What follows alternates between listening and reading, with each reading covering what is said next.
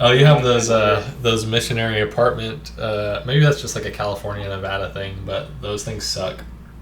They These fall down. blinds, dude, one just fell. They break all the time. Yeah. Um, yeah, Yeah, we had those same ones. but That's crazy. they kind of suck, but that's okay. Yeah. We're good. The sun did remind me of the first vision. Actually, that's something that I Nice. memorized here. Have you had the opportunity to use it yet? To say it by memory? No, Yeah. no, be fun. I watched the best 2 years for the first time. Oh, really? Yeah, where he says it, and it's actually really cool. Like I felt the spirit really strong when he was saying the first reading experience, and it's like he was reminding himself of why he was there. It was really cool. I'm trying to remember. I haven't seen that in years, but it's a funny movie for. Yeah, he's like he's bearing his testimony about the truthfulness of the church and the restoration of it, and he goes through the whole first reading and he's like tearing out, and the guy they're teaching to is tearing out. And the whole time, Elder Calhoun, the trainee, he's supposed to know at the right time to bear his testimony about the prophet Joseph Smith to like add on to the lesson. And they go through this whole spiritual thing, and then he has the pamphlet of the prophet Joseph Smith, and he's like, I too know that Joseph Smith was a pamphlet. Yeah, It laughed so hard. yeah, I remember that. It's so good. I just remember like at the very end when he was learning the language and he like realized that he could kind of speak it well enough, and his companion was like worried that he would just be lost forever. When was that? No, at the end, you're wrong. That does At happen. the end, Because no, he like says a sentence in Dutch. He's like, or someone asks for directions, and he's like, "Oh, you just go this way," and then he realizes, and his companion who's leaving realizes at the same time. yeah, that is Yeah, the way you phrased it made it sound like he was gonna be lost forever. yeah, But no, yeah, that was a cool part too, because they foreshadowed that at the beginning. They're like, one day someone will walk up to you and they'll speak in Dutch, and you won't even recognize that you responded perfectly, and then it happened at the end. I don't think that's how it happens in real life, but Yeah. Probably not. no. Have you seen I don't think. the Testaments? No, what is that? It's one that I watched on my mission. It's an old movie about like the Christ ministry, but what was going on in the Book of Mormon, or like in the Americas, like in the Book of Mormon, and it takes a lot of creative liberty and like creates characters and a storyline and stuff, but like kind of follows the events of like what we do know, and it was a good movie. It was great. Yeah, at least from a missionary perspective, where any movie is like kind of a rare opportunity. But Yeah. yeah, it was entertaining and felt the spirit. It was good. That's always good. It was interesting. We went to visit a member the other day, and they were talking about like what invites the spirit and what doesn't, and they were talking about like horror movies and that type of thing, and how it doesn't really invite the spirit. And I was just kind of sitting there like, I like them. Yeah, you're just wearing a Halloween t-shirt. Yeah, it was pretty funny. They're right. Like, I don't talk about like demons and stuff because I do think that it invites them. Like when it depends on how you do it. But if you're Sure. just like willy-nilly talking about whatever, Like catches I their mean, I'll attention talk kind of about thing. them, but yeah, I think Yeah. they are drawn to that.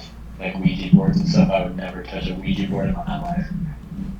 I agree, 100%. This did make me think of kind of a lighter, more lighthearted experience that I had. My first Halloween on the mission, I would use that as an icebreaker, and Latinos especially. Like, do you believe in ghosts? no, I would be like, Happy Halloween. And then the first person I said that to on the mission was like, Halloween is of the devil. And I was like, oh. And I did not say it the rest of the day. Because, like, there's probably a little bit of truth to that, but especially, like... Dude, it's a fun holiday. Halloween is my favorite holiday. I do like Halloween. Maybe after Easter. Yeah. I do like what Easter represents. Easter definitely has better roots. Yeah, but Halloween's fun. Like, I like dressing up, and I love candy, so that's a nice cup. Yeah, it's Ashley's. Standing cups have lead poisoning. Yeah, actually, I saw that, and I sent that to Ashley, and she was like, "Who cares? I drink out of it every day. I'm fine." That's basically her reaction. That's true, yeah. Yeah. Yeah, that's true. It's a very Ashley thing. It was also from TikTok, so it's not like the most reliable source of information. They could be fine. I don't know. I got this. This isn't mine, but in the bikes we ride, my water bottle doesn't fit, so one of the elders I'm here with let me use this. Ghost. And it fits. Do you guys do you put pictures of Jesus on your bike so that they don't get stolen? Oh no, but that's a smart idea. Yeah. My companion, he has a really nice bike, but it got shipped out to him because he used to ride bikes before. So I should tell him about that. That's a good idea. Yeah, that's what we do. Yeah, my bike kind of sucks. Put a little Jesus picture on it. I had a really sucky bike too. I was actually in the same situation. My companion had a really nice bike. Actually, he gave me one of the keys to his bike lock, and it's still right here. That's I know, I've just never taken it off. Dude, stuff keeps falling out of off my keychain because it keeps falling while riding the bike. Did you hear it? Awesome. Did you hear the burp? Yeah, that was powerful. Documented. I can't do it. I was gonna try, but no, I can't. Then you said it's documented, and I couldn't bring myself. He was like, "Oh, it is documented for real." Wait, can you burp the ABCs? Do you want to come into the view of the Tommy camera? Can. The conversation. No. Tommy can't do crap. I know he's faking that. He's probably just going. No, he can't ask it. I don't want to hear it. I don't want to hear that. I don't want to hear that. I don't want to hear that. Or smell it. No one wants it. I think Tommy should get a perm. I think his hair would look so cute if it was in perm style. Yeah. I thought about getting a perm when I was his bitch. Hey, did you know they have lead poisoning? Girl, shut up about that lead poisoning. Whatever! Whatever! Who cares? I hope there is lead in there. It's gonna make me stronger. See, I told you. Why does she get more southern when she gets all angry? Oh, there he is laying in there. Those oranges taste terrible. Oh, you think so? I like it. It's the lead. Hey, it did make you stronger. I'll evolve into a werewolf and destroy everybody. You realize this is going online, right? Do you think that werewolves exist? Of course they do! Don't be silly! No, but for real. No, I don't. I think that werewolves are dumb. I think of all of the... I'll tell you what. Cryptids that I think could very well be real. None of them. I think, like, aliens obviously are real. Because I think aliens is one of those where it's like, it'd be silly to not believe in aliens. Because it's like, why would we be the only aliens life are form? real. They just aren't these green little creatures. Well, and I think that's the issue. Like, obviously, doctrinally, we believe they're real. I also think outside of a religious perspective, obviously, it just makes no sense that we would be the only... Infinitely, there's going to be aliens. Duh. It's like the monkeys in typewriters. Me when I put my thinking cap on, yeah, aliens are real. I don't think that they have ever visited Earth, nor do I believe that they would, because why? Are we sending people out to go look at other planets? Not really, other than Mars. Well, we don't have the technology, but yeah. I think the Mothman could be real in that there might be a demon entity that makes himself fit that description to be scary.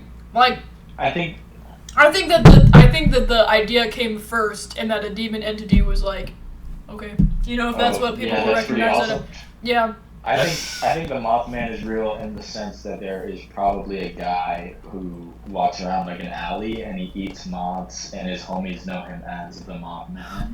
Well, okay. Have you ever seen? I saw a map that was like, it was a map of Bigfoot sightings next to a map of people that own like fursuits, and they looked like almost the same. Wait, say that again. A map of Bigfoot sightings next to a map of people that own fursuits, and it's just like they overlap completely. I think Bigfoot is kind of one of those where it's like, maybe who cares? Honestly, I don't care if a big gorilla ape thing, or what even is he supposed to be? A big ape? Who cares? Ape thing. I feel like people need hobbies. Isn't there like a theory that Cain was cursed? Yes, and I'm so sick of hearing that dang fake butt theory about Cain being Bigfoot. Stop wasting my time. Oh my gosh. One of my companions would talk about that constantly. She was like, Bigfoot, real, Cain is Bigfoot. I was like, girl, shut up. Because, first of all, cut that crap out. Cain is not big. Why did he suddenly become super hairy? Riddle me that. The curse. It's the curse. It's the curse.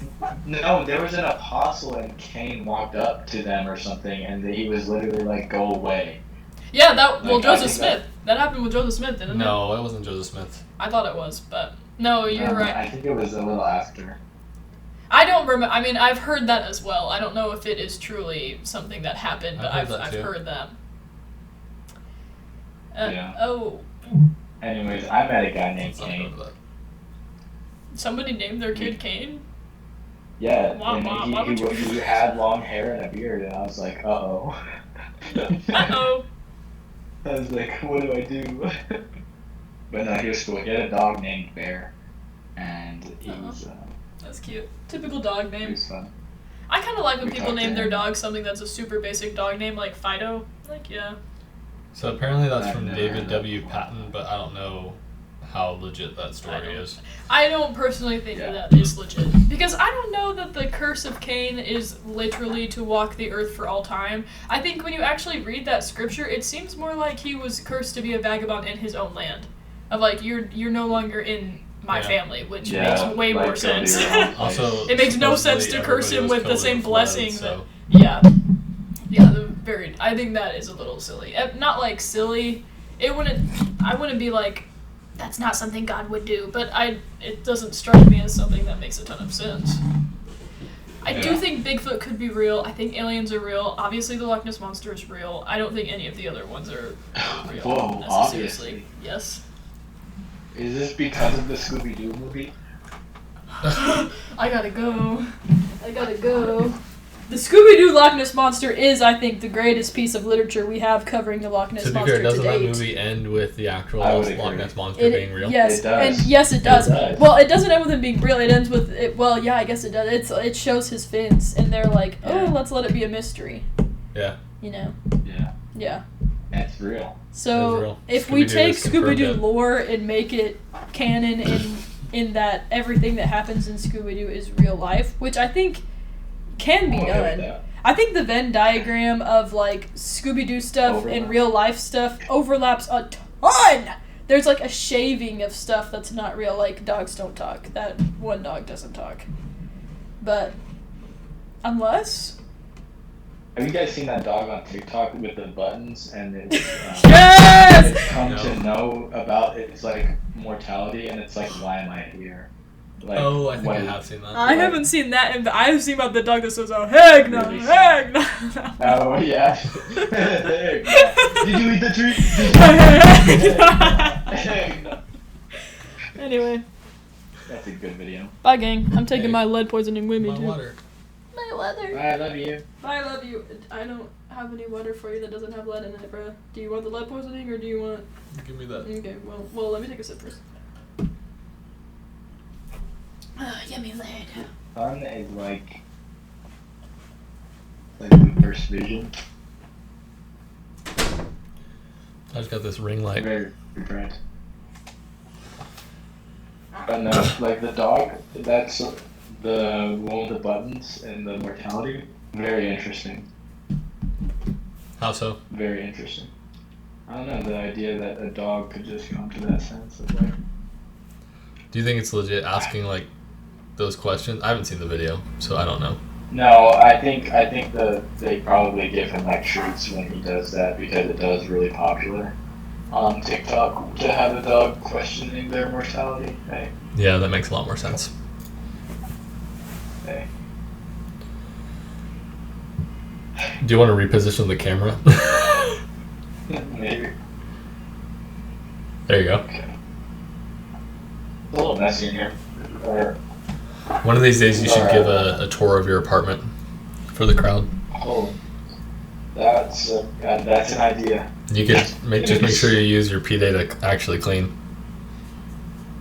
We're P-Day is... pretty clean. I'd say we're cleaner than most of these elders out here. Than most of these. Do you want to explain what like a missionary schedule, including what P-Day is for the layman? Oh yeah, I can do that because I'm not. I obviously don't resent a missionary right now. You're wearing the tag. You have to. That's why you have to explain what Yeah. P-Day is. Yeah, so P-Day is preparation day. We get a day out of the week to prepare, to communicate with our family, do our laundry, just get ready for the week and the work that we're doing. And I also, when I'm sitting here, I don't have to be in proselyting clothes, which is what you see us in. The white shirt and tie, pants. You don't sleep in pros? Nope, I sleep. Yeah, I sleep. Really good. Actually, that would be good for the tour. All four of our, I'm in an apartment with 4 elders, including me. All 4 of our beds are cramped up into one room. It's like, do you remember how our room was when we were growing up? All 8 of us were like Yeah, that was that crazy actually. room with the water bed. Wait, no, we're thinking of different things. Okay, well either way, there have been multiple times where we're all Cramped together, in one yeah. room. And I think God prepared me for this. That's what that was for. That's funny. I didn't even question how we were all like bunked all together in the same place. I mostly was in apartments with 4 missionaries. I had one apartment where it was just 2 of us. Oh wow, really? Yep. You were always in the quad? But my mission in Los Angeles was a lot more compact. Like all the areas were really small. The whole mission was honestly, if I had to guess, probably the size of your zone. But that's just, Oh, wow. I mean, that's just a guess. Yeah. It's really interesting because our mission president, which is like our leader in charge of this mission area, he really doesn't like quads very much. Just because there's like, it's 2 sides to each coin, right? If you have 4 elders that are really good and trustworthy, then it can be super productive. It can be like very good for the work, or like all keep each other accountable, make sure you're all waking up on time doing what you're doing. But if you have 4 elders who are super lazy and don't have any direction with what they're doing, then it's the exact opposite. And it's a lot harder for like, if there's one good one, it's going to be so much easier for that person to get corrupted rather than if it's just 2 in an apartment and they can influence each other. I can see that. I can definitely see that. But we've been doing pretty good so far. It's been all right. Yeah. I mean, if you're a good missionary and you're trying, that rubs off on other people too.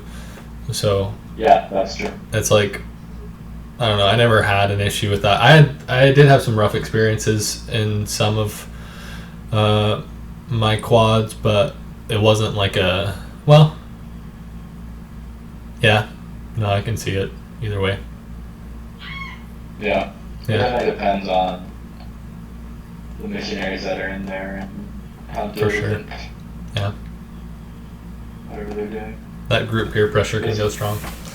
Yeah. Yeah. This was pretty good. So missionaries work basically 16-hour days, right? You wake up at 6:30, go to bed at 10:30. I mean, there's little periods of rest and stuff like that, but you're doing stuff all day, right?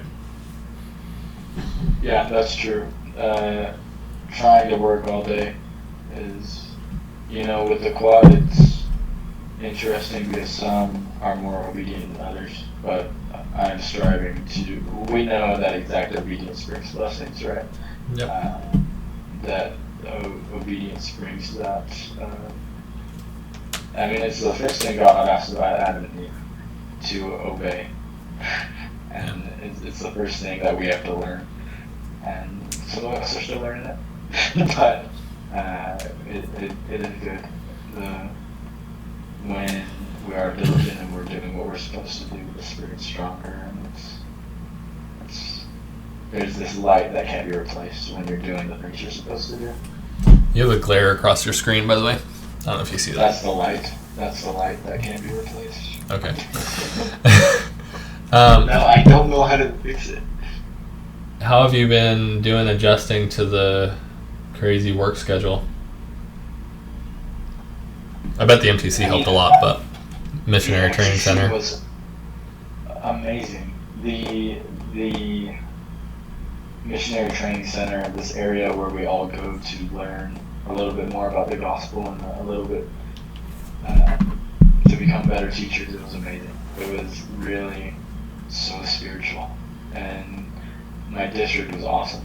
We focused on that exact obedience, and we felt the Spirit almost like we felt it every day, and it felt like the majority of the day we were feeling the Spirit. Yeah. It was really cool.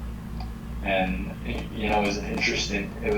I sent an email out today to someone, and I said, I wish, or not that I wish, but I thought it was going to be more like that coming out. I thought it was going to be more, everyone knows why they're here. Everyone is striving for this exact thing. But like life, we all have our ups and downs, right? Like you come in and some people are going through this stagnant period where they're not having the best time and they need help. And that's why it's really cool to see where certain missionaries get called, because you're not only influencing the people that you are teaching, but you're influencing your companions and the people that you're around. You're influencing everyone constantly, whether you like it or not. So it's really cool to see that take place. Cool. I think Hello Saints has a really good video. If anyone wants to see what the MTC looks like or what it's like inside, he does a tour. Oh yeah. He's not a member of our church. He's a I think an evangelical pastor, but that's cool. Yeah, he does a tour of the MTC, and then I was gonna say, no, that's super true with influencing people. I remember like as a kid, I would just kind of mostly like look up to the missionaries a lot, and I didn't realize that there were like different kinds of missionaries, or like when I was 14, 18-year-olds seemed really mature. And so,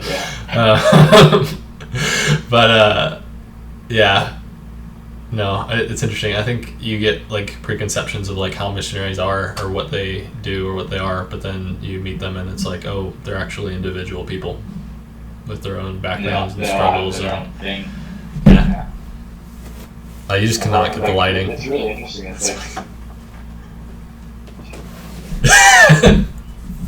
the sun is just making its way no matter how you angle that.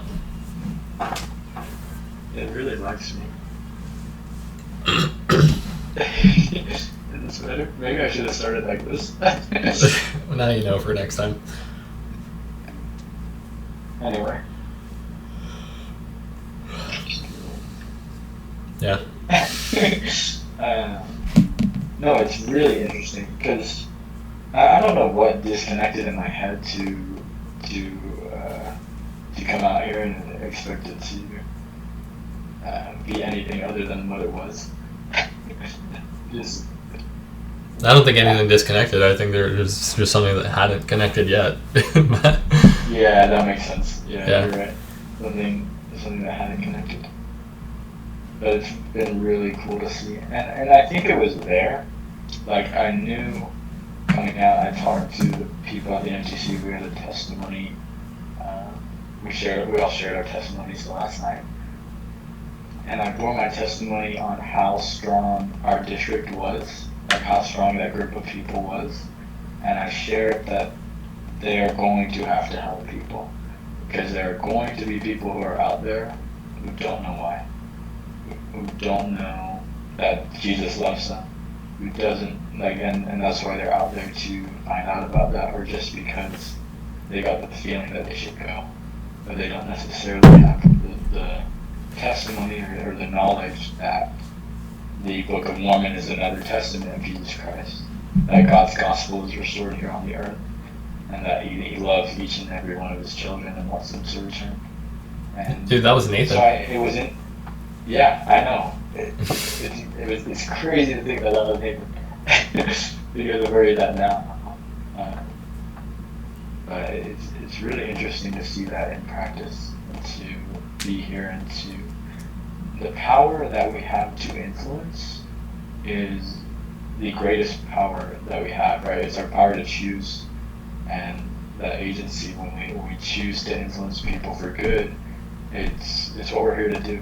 It's to bring joy to ourselves by choosing Jesus Christ.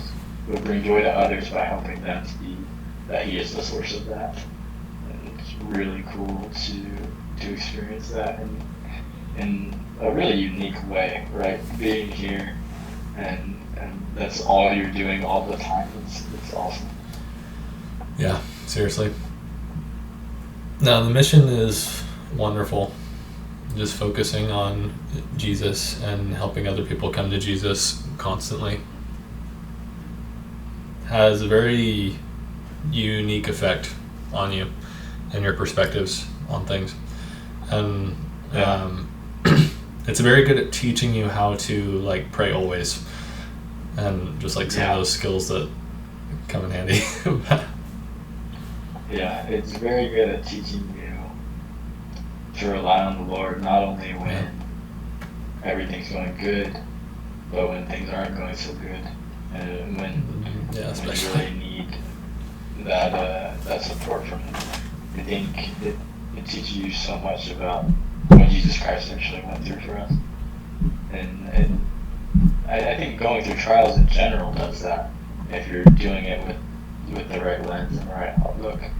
Yeah, true. Because we have this knowledge that of this great plan, right? That God loves us, and that Jesus Christ loves us. That they want us to return to live with them again. That they want us to have this happiness that they have been able to achieve. And with that knowledge and the knowledge of Jesus Christ coming to this earth and experiencing it Himself, suffering not only the things that He had to suffer during His life, but suffering everything that we will ever go through, which is still a concept that is hard to wrap my brain around. Suffering the sins that we will commit, the things that separate us from God's presence, so that through Him we can be stronger and return to His presence, but also have someone to be with us during our trials and during whatever pain we might be going through. It's really amazing why we are here. I think that's probably the question I've gotten the most out here, is why are we here, and why do bad things happen? And it's such a blessing to not just have the answer to that, but to know deep down in my core that it's true, and that if people listen to it, it will help them, because it did that for me. Yeah. That reminds me, at the end of my mission president had me do an interview. And we were just talking, and he asked something along the lines of like, what have you learned about the atonement of Jesus Christ? And as I thought about it, I would say like bigger than any one thing that I learned on my mission. It was the first time I experienced that part of the atonement where I felt Jesus Christ lifting me through my trials and comforting me, and like both in a like that he does know how it feels, and also in the sense of like reassuring me that things were going to be okay, basically.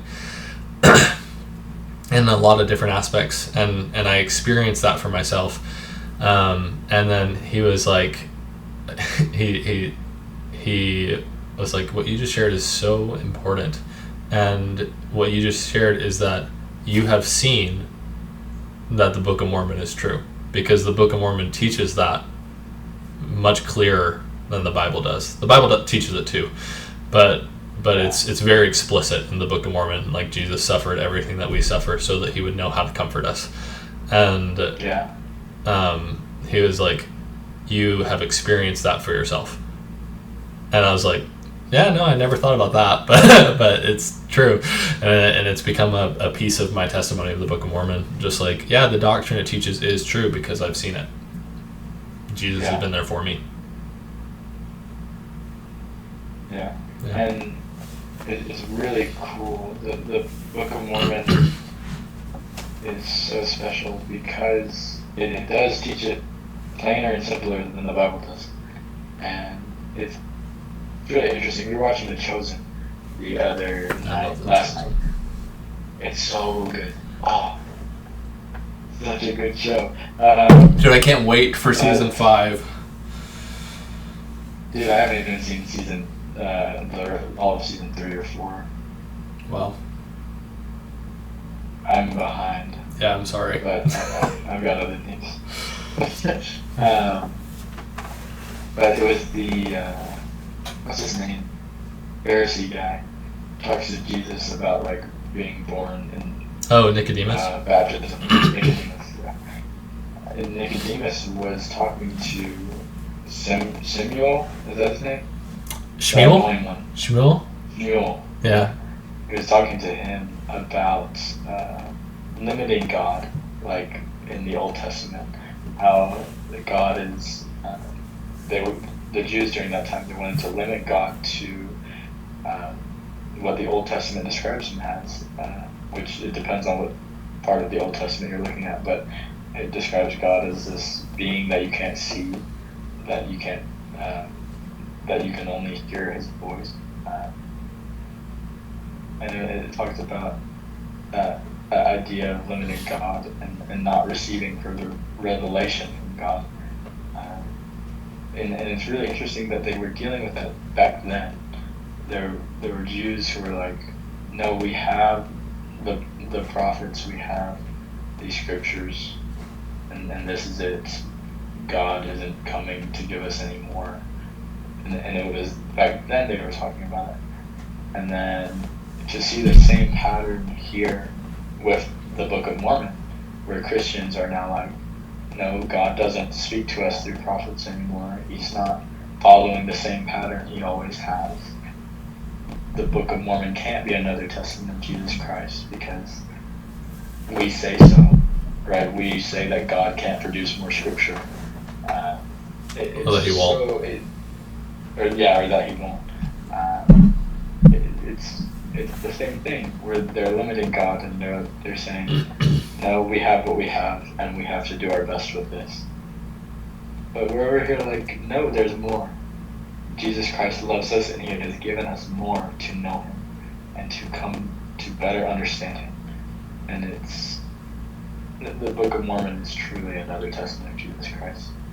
And it's so amazing. Oh, if you haven't read that book, read that book. Read that book. Read that book. Yeah. Pray about it. No, I agree. I think praying about it is huge. I love the Bible. I think the apologetics as far as like where the Bible comes from and why sola scriptura doesn't really make sense is really interesting.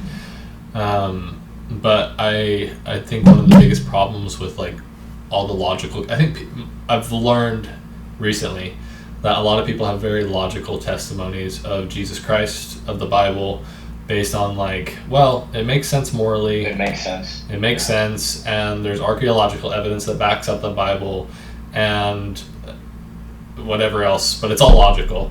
And it's so interesting because the logical is the easiest thing to shatter. it is, yeah. And as soon as some logic, like someone throws a pebble at your glass worldview, it just all goes downhill.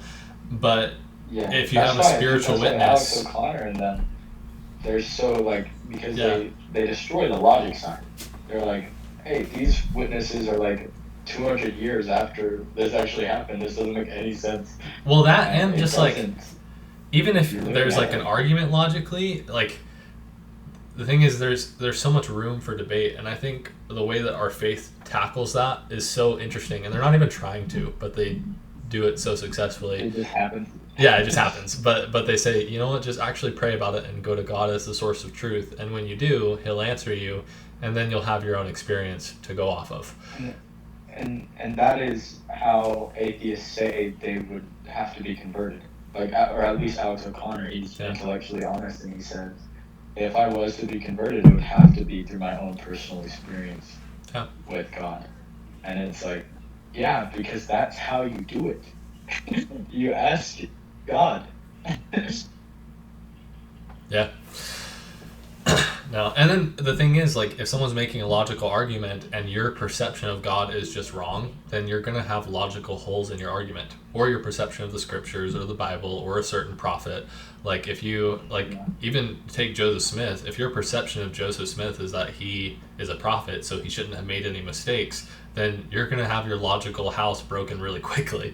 But if you have a spiritual witness to back up your perception, then when your perception is shattered, you just have a more accurate perception, and you gain a more complete picture of what is actually the truth. But your witness is still there, and you're like, yeah, he's a prophet. That just didn't quite mean what I thought it meant, but I still respect the authority that God granted him. Yeah. Yeah, that's true.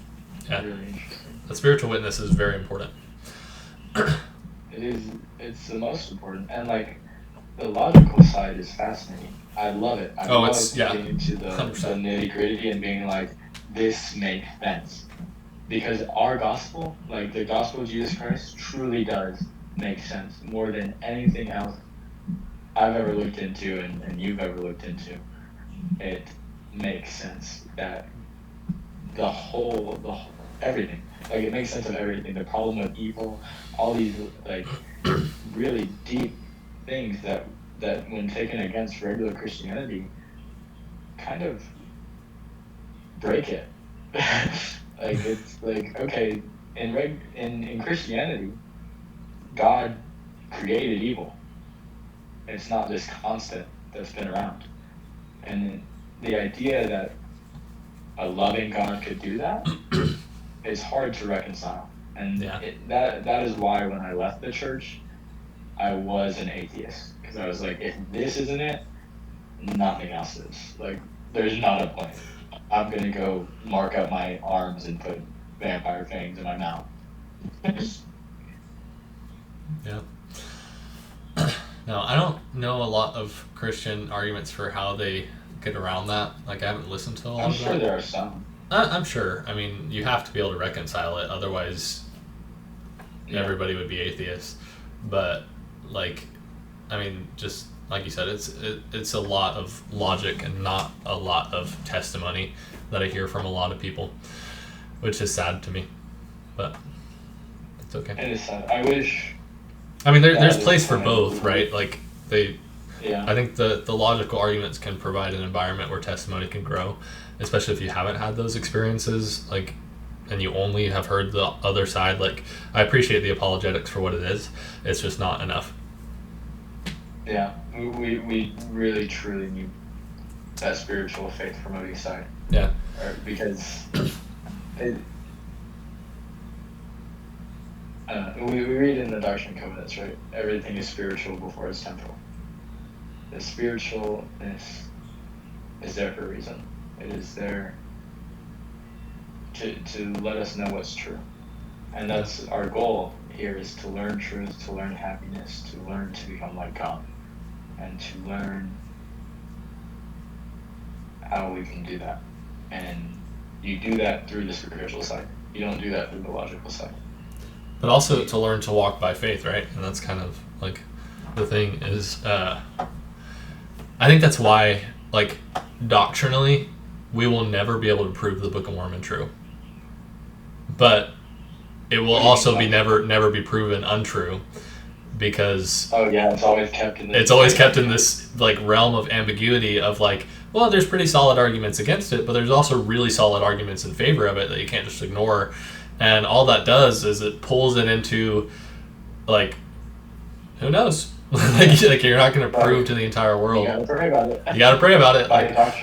Like, because God wants to reserve it for people that want it. What? By doctrinally, do you mean logically? No, I mean doctrinally. Like, think about this. Like, in the plan of salvation, we made a choice based on sure knowledge. There was no faith. Oh, yeah. And then we come to earth so that God can test us and see, like, what do you really want? Like, if I'm not in the picture and you're walking on faith, he lets us choose what we actually want. What would you choose? What would you choose? Yeah. Right. Would you choose to get to know me? Or would you choose to just live life the way you want to? Right? Yeah. That's really interesting. Yeah. Like, doctrinally, it will never happen. We will never prove the Book of Mormon true. Yeah, doctrinally... Yeah, that's true. It's always kept in that realm of ambiguity where it's like you have to choose God and you have to choose to have that faith to know. Yeah. And then after you choose that, then you get that witness. Yeah. Very cool.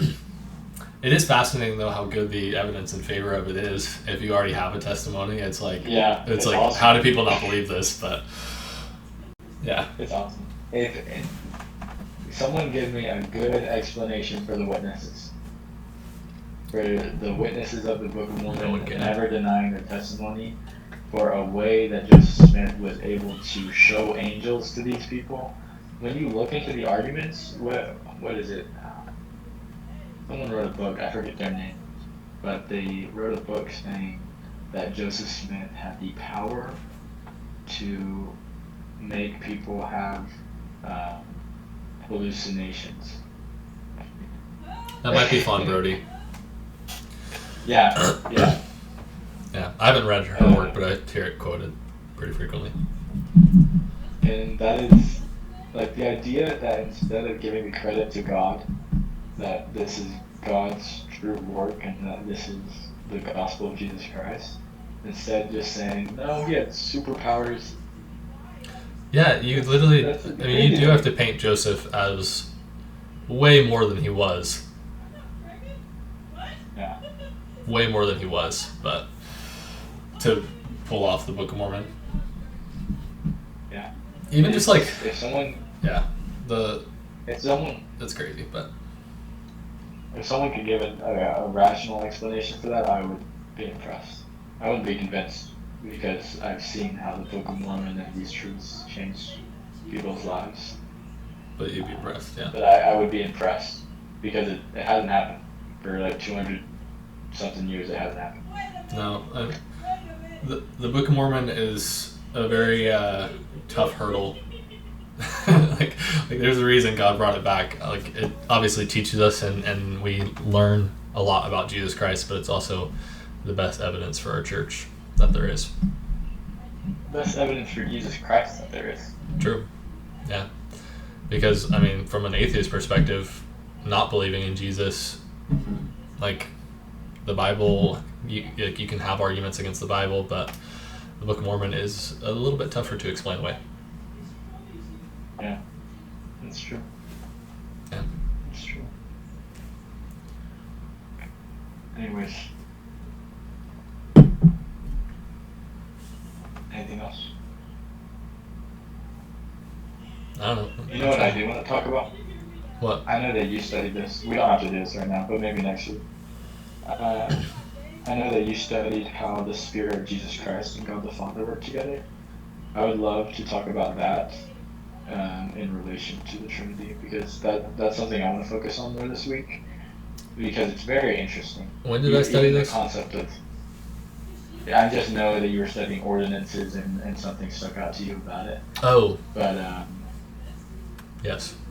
Yeah, I do remember I, that. I want to go deeper into that this week during my studies, so it'd be cool to talk about that next week. Cool. Yeah. I'll reread what I was thinking before. Or not. Sounds good. This was fun. How long is this? I don't know. Let me see.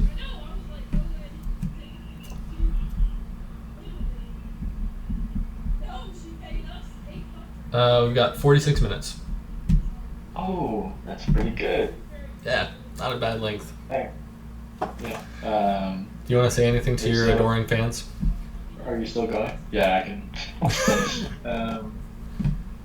Thank you guys for being interested in me. If you are, if you're interested in Lucas and that's why you're here, that's cool too. If you're interested in the gospel and that's why you're here, that is Even better. That's why we're here. Best case scenario. We love Jesus Christ and we want to spread His word. We're gonna try and keep this going because it's fun for us and it's we're just talking about Jesus Christ. That's what we like to do. So if you want to watch next week, you can. If you don't, I love you.